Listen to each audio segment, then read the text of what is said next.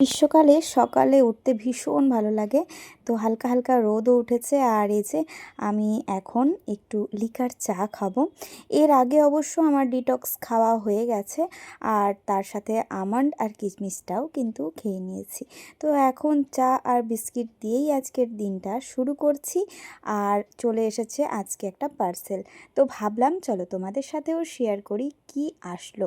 আজকে সৃজনের একটা lunch box এসেছে, ওটা ওর ভীষণ পছন্দের, তো ফ্লিপকার্ট থেকেই অর্ডার দিয়েছিলাম।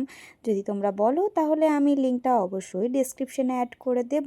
আর এখানে একটা কি কুপন কোডও ছিল, যাই হোক ভীষণ ভালো এসেছে বক্সটা।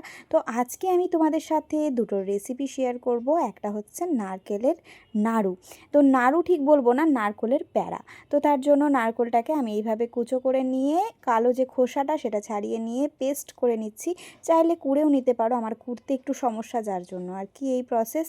তো একটা নারকেলে মোটামুটি ওই 8 চামচ মতো গুঁড়ো দুধ লাগবে, সাথে চিনি। বেশ ভালো করে হাতের সাহায্যে চিনি আর দুধটার সাথে নারকেলটাকে কিন্তু মেখে নিতে হবে। যতটা স্মুথভাবে মাখাটা হবে নাড়ুটা ততটাই খেতে ভালো হবে।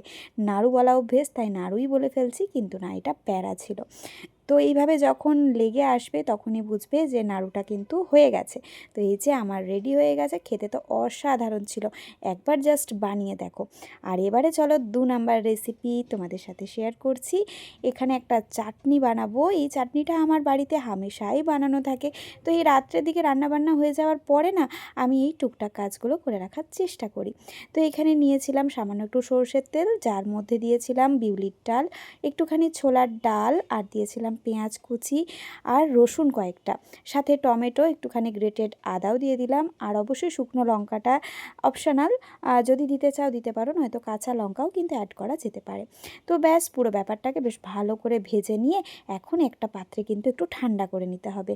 আর কিছুই না, এরপর গ্রাইন্ডারে একটুখানি নারকেল কোড়া দিয়েছিলাম আর তারই সাথে এই সমস্ত যে ভাজাটাকে আর কি অ্যাড করে দিচ্ছি। এখন একটা স্মুথ পেস্ট কিন্তু বানিয়ে নিলাম। আর এই চাটনিটা খেতে ভীষণ ভালো হয়। ওপর থেকে কারি পাতা আর সর্ষের ফোড়ন কিন্তু অবশ্যই অ্যাড করো। চলো দেখা হচ্ছে নেক্সট ভিডিও, টাটা।